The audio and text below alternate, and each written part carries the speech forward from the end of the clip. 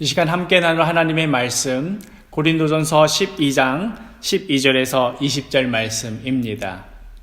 몸은 하나인데 많은 지체가 있고 몸의 지체가 많으나 한 몸임과 같이 그리스도도 그러하니라.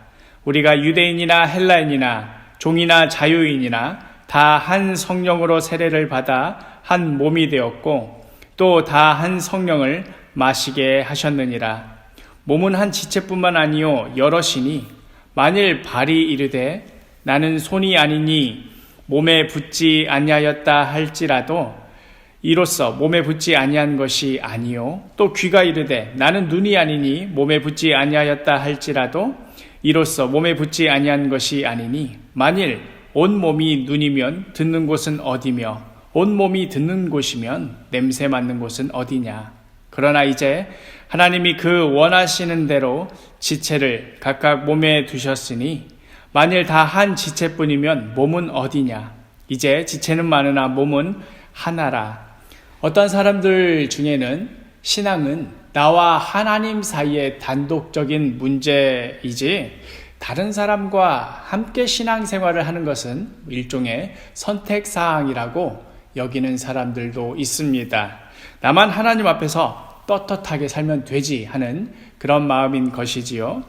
그러나 오늘의 이 말씀을 보노라면 신앙생활이 단순히 나와 하나님 사이의 단독적인 문제로만 생각할 수 없음을 알게 됩니다. 고린도전서 12장 12절 몸은 하나인데 많은 지체가 있고 몸의 지체가 많으나 한 몸임과 같이 그리스도도 그러하니라. 우리 몸에 많은 지체들, 즉 여러 기관들이 있지만 그것들을 다 합쳐서 통틀어서 한 몸인 것처럼 믿음으로 하나님의 자녀가 된 우리들 역시도 한 몸이라는 의미입니다. 몸의 한 기관이 홀로 독립해서 자기만 올바로 작동하면 된다는 식으로 여길 수 없는 것처럼 우리의 신앙생활 역시도 나 홀로 하나님 앞에 올바르게만 서면 되지 다른 사람들 신경 쓸 것 있나 하고 여길 수 없다는 말입니다. 또한 여기에는 우리가 신앙생활을 한다는 것에 또 본질적인 의미도 달려 있는 것이지요. 사실 우리가 오늘 좀 본문이 길긴 했습니다만은 우리가 읽은 말씀의 배경이 되는 고린도 교회는 정말이지 하나가 되기가 어려워도 너무나 어려웠던 그런 분열된 교회였습니다. 이것이 어느 정도로 심각한 수준이었는가 하면 심지어 세례받는 문제를 두고서도 그걸로도 서로 그렇게 나뉘었습니다. 누구는 바울에게서 세례를 받았다. 누구는 아볼로에게서 또 누구는 게바에게서 하는 식으로 누구에게 세례를 받았는가 하는 문제로까지도 서로의 다름을 주장하고 분열하였던 그런 교회였습니다. 세례받는다는 것의 의미는 내가 물속에 들어가면서 옛사람이 죽고 또 다시 물 밖으로 나오면서 새 사람으로 새 피조물로 살아간다는 의미입니다. 이제 새롭게 된 피조물로서 하나님 앞에서 어떻게 살아가면 될 것인가 하는 이것이 중요한 것이지 그 세례 의식을 할 때 그걸 누가 집전했느냐 하는 것이 뭐 그리 중요하겠습니까? 그런데 고린도 교회 사람들은 이것을 가지고 서로 토를 달고 각을 세우고 또 파로 나뉘곤 했다는 것이지요. 또한 고린도 교회는 다양한 신분의 사람들이 모였던 교회였기에 온갖 이유로 각자의 것을 내세우고 자랑하고 당파를 짓는 그런 교회였습니다. 초대교회의 다른 많은 교회들도 그랬듯이 고린도 교회는 노예 신분이나 또 가난한 사람들이 대부분을 차지하고 있었습니다. 그러다가 고린도의 유력자 중 몇몇이 회심을 하고 교회 안으로 들어오게 되면서 조금씩 분열의 조짐이 보이기 시작했습니다. 예를 들면 성찬식이나 애찬식을 할 때에 부유한 자들끼리 먼저 식사를 하고는 노예 일을 하느라 혹은 여러 천한 일들을 하느라 어쩔 수 없이 늦게 온 이 신자들은 굶게 되는 그런 일들이 종종 발생하곤 했습니다. 사람이 먹는 걸로 차별받을 때 제일 서럽지요. 이런 일들이 노골적으로 반복되었으니 고린도 교회 분위기가 어떠했겠습니까? 오죽하면 사도 바울이 화가 나서 이렇게까지 말했습니다. 고린도전서 11장 22절 너희가 먹고 마실 집이 없느냐? 너희가 하나님의 교회를 업신여기고 빈궁한 자들을 부끄럽게 하느냐? 내가 너희에게 무슨 말을 하랴? 너희를 칭찬하랴? 이것으로 칭찬하지 않노라. 교회 분위기 알만하지요. 그렇다 보니 교인들끼리 서로 법정 고발을 하며 싸우는 일들까지도 벌어졌습니다. 교인들끼리 싸우는 모습이 얼마나 꼴불견이었던지 사도 바울이 다음과 같이 개탄하지요. 고린도전서 6장 6절, 형제가 형제와 더불어 고발할 뿐더러 믿지 아니하는 자들 앞에서 하느냐. 너희 형제들끼리 싸우는 것도 모자라서 이제는 믿지 않는 사람들 앞에서조차 그 모습을 보여주느냐 하는 그런 이야기지요. 매 주일마다 교회가 얼마나 시끄러웠겠습니까?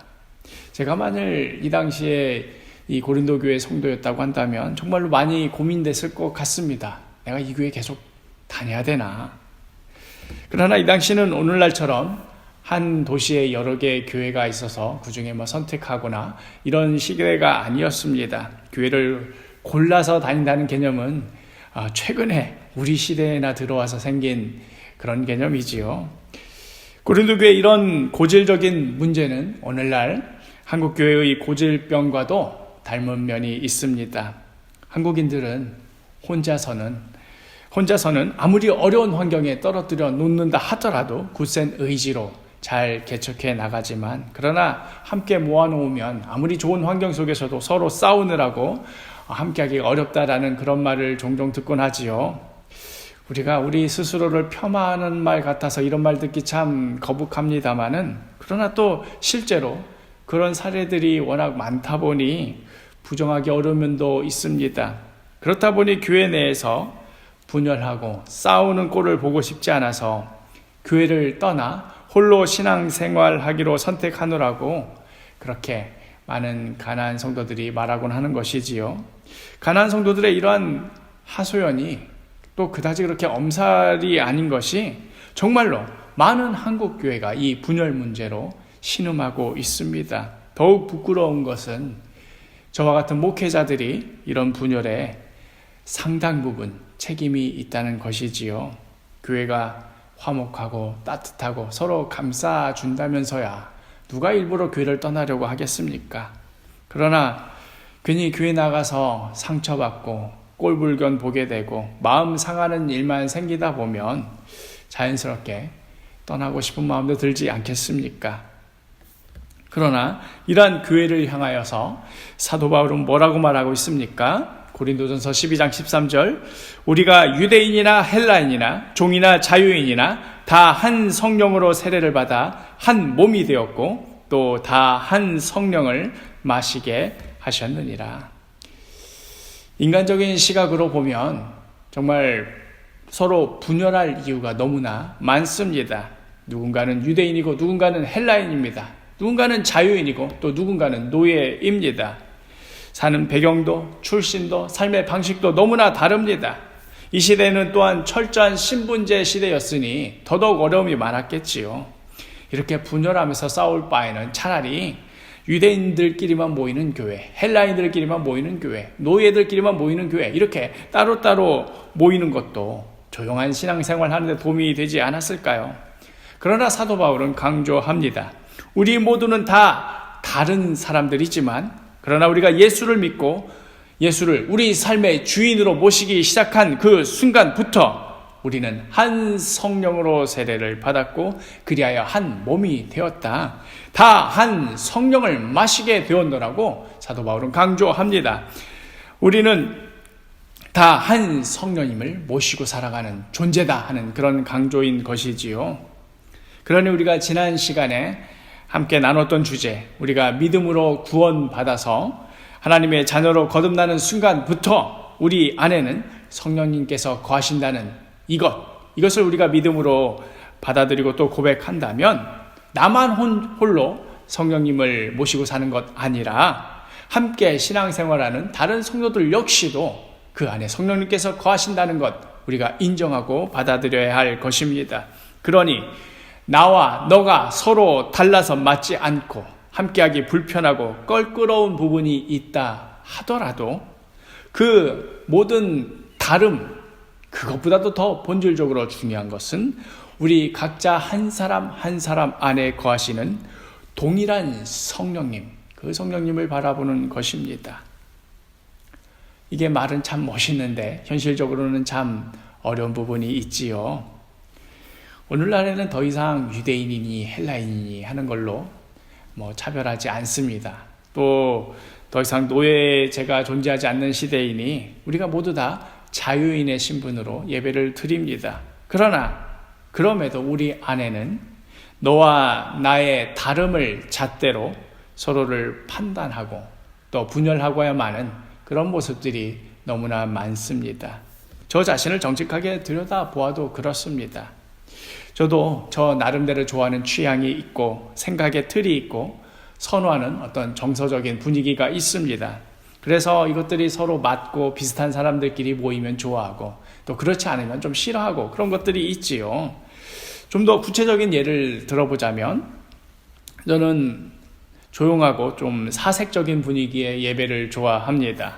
그래서 그 예배 시간을 통하여서 분주했던 저의 일상이 잠시 멈추어지고 지금껏 빠르게 지나쳐왔던 여러 사건들이 하나님의 말씀 안에서 다시 정리가 되고 또 뭔가 깊이 생각을 해보게 되었을 때 그래야 뭔가 좀 예배드렸다 하는 그런 느낌이 좀 듭니다.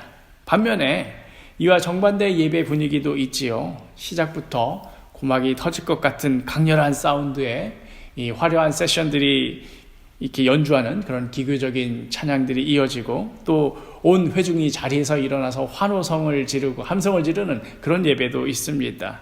저는 그래서 친구를 따라서 찬양 집회에 갔다가 대부분은 잘 했었습니다만은 어느 때는 너무나 그 소리가 커서 몰래 도망쳐 나온 적도 있는데요.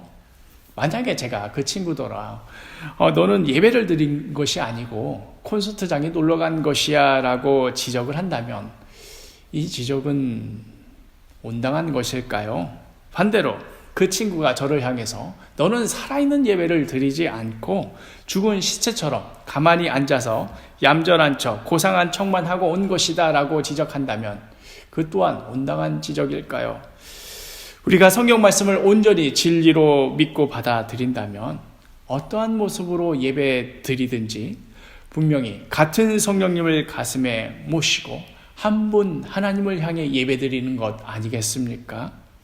우리 각자의 차이가 존재하는 여러 가지 이유들이 있고 또 신학적인 견해 차이가 있을는지 몰라도 그렇다고 그것이 우리가 한 성령님을 모시고 있다는 사실보다 더 중요하기야 하겠습니까? 예배드리는 정서나 어떤 스타일 차이는 사실 다음에 지적하려고 하는 이것에 비하면 별건 차이도 아닙니다. 오늘날 한국 교회를 갈라놓고 분열하게 하는 가장 큰 이유는 바로 이데올로기입니다. 만일 제가 지금 설교하다 말고 여기서 중간에 어떤 특정 정당을 대변하는 발언을 한다고 해 봅시다. 이제 이 설교 끝난 이후로 우리 사도교회가 난리 나지 않겠습니까? 저희 말을 지지하는 성도도 있을 테고 또 반대하는 성도들도 있지 않겠습니까? 하루아침에 우리 사도교회는 두 파로 나뉘어서 큰 소리가 나기 시작할 것입니다. 다른 주제를 꺼내는 것은 몰라도 정치 이야기만큼은 교회에서 꺼내었다가는 금세 교회 안에서 큰 소리 나기 십상인 것이지요. 소위 한국 기독교 안에서도 좌파다 우파다 이렇게 나뉘어서 서로 헐뜯고 또 갈등하는 모습 때문에 교회 안팎으로 정말 시끄럽습니다. 진영 논리에 휩싸여서 한쪽은 선이고 한쪽은 악으로 이렇게 규정하고 각자가 보고 싶은 것들만 보고 듣고 싶은 것만 듣습니다. 서로의 이야기를 들을 생각은 조금도 하지 않은 채 둘 중 하나가 이 지구상에서 사라져야만 비로소 하나님의 나라가 임할 것처럼 그렇게 서로 싸우고 있습니다. 교회가 이토록 시끄러우니 어떤 의미에서 제3의 길인 가나안 성도가 되는 것도 심정적으로는 좀 이해가 될 정도입니다. 그러나 사도 바울이 뭐라고 말하고 있습니까? 고린도전서 12장 17절에서 20절 만일 온몸이 눈이면 듣는 곳은 어디며 온몸이 듣는 곳이면 냄새 맡는 곳은 어디냐? 그러나 이제 하나님이 그 원하시는 대로 지체를 각각 몸에 두셨으니 만일 다 한 지체뿐이면 몸은 어디냐? 이제 지체는 많으나 몸은 하나라. 우리 몸에는 여러 가지 지체가 있습니다. 모두가 다 하나의 기능만을 할 수는 없습니다. 왼쪽 귀가 있으면 오른쪽 귀가 있고, 왼쪽 눈이 있으면 오른쪽 눈도 있습니다. 자기가 보고 듣고 느낀 것이 전부라고 여기며 다른 쪽이 거짓말쟁이라고 제 몸에서 잘라낸다면 그 사람 몸이 온전하겠습니까? 지금 이 자리에서 좌우 진영의 논리를 평가하고 논의하려는 것은 아닙니다.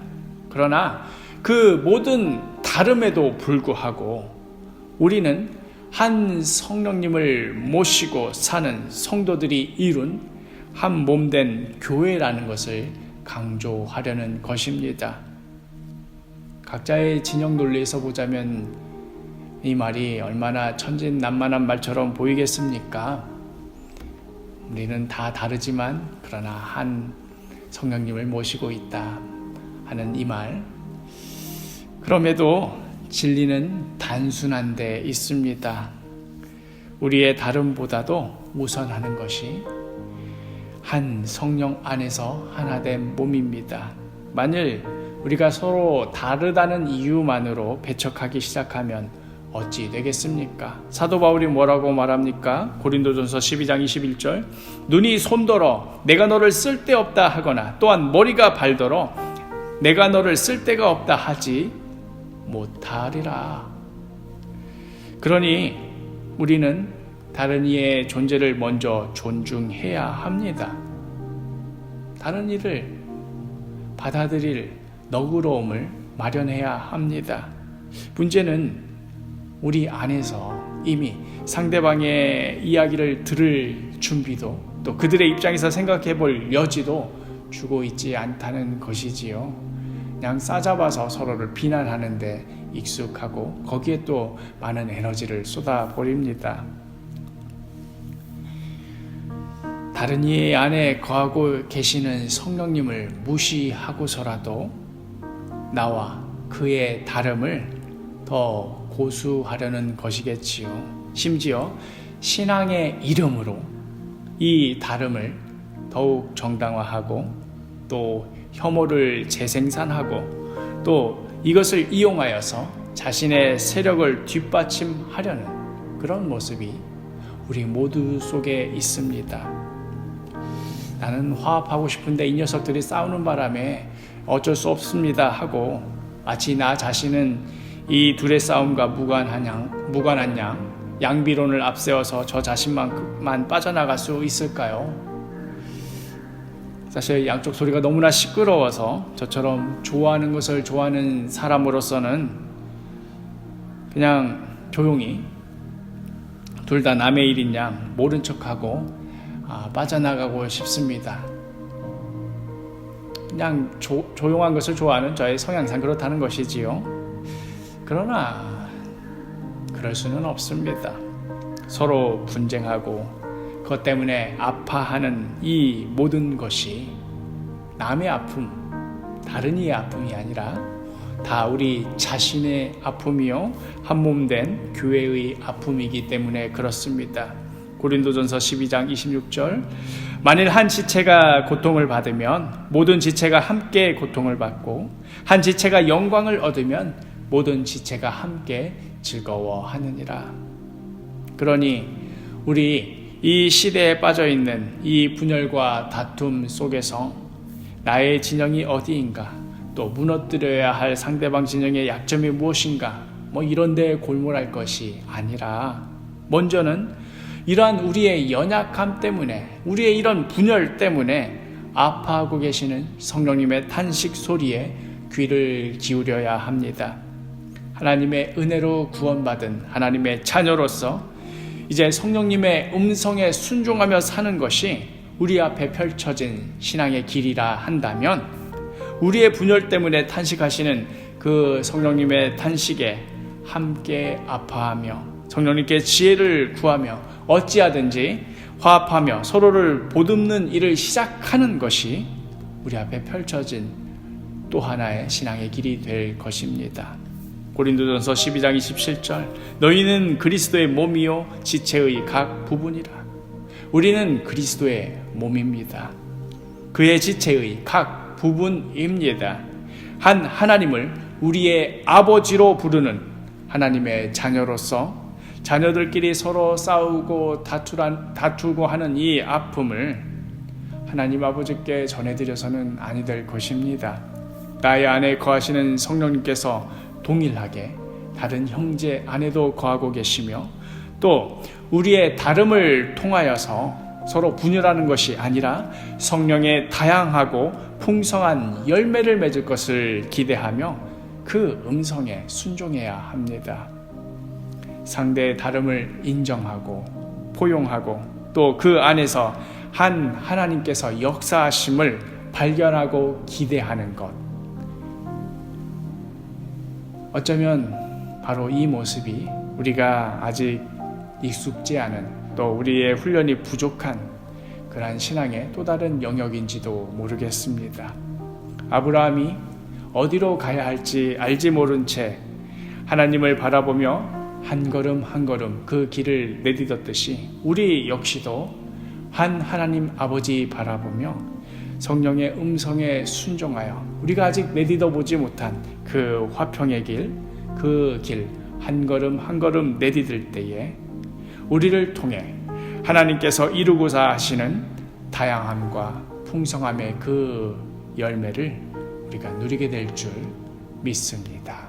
기도하겠습니다. 주님, 우리를 용서하여 주옵소서. 우리들을 다 하나님의 자녀로 불러주셨건만 우리들은 그 안에서 서로의 다름으로 인해서 갈리고 나뉘고 갈등하고 또 서로 헐뜯고만 있습니다. 그리스도의 몸이 얼마나 더 뜯겨져야만 우리는 비로소 탄식하고 계시는 성령님의 음성을 듣게 될까요?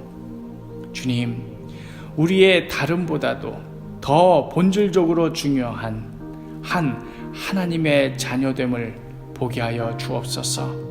우리의 알량한 정의감으로 포장된 서로를 향한 미움과 혐오를 그치게 하여 주옵소서. 나 자신을 정직하게 내려놓고 상대의 이야기에 귀를 기울이며 우리 모두를 향하신 하나님의 뜻에 귀 기울이게 하여 주옵소서.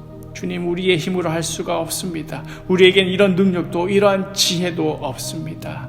성령이시여 우리를 도와 주옵소서. 예수 그리스도의 이름으로 기도합니다. 아멘.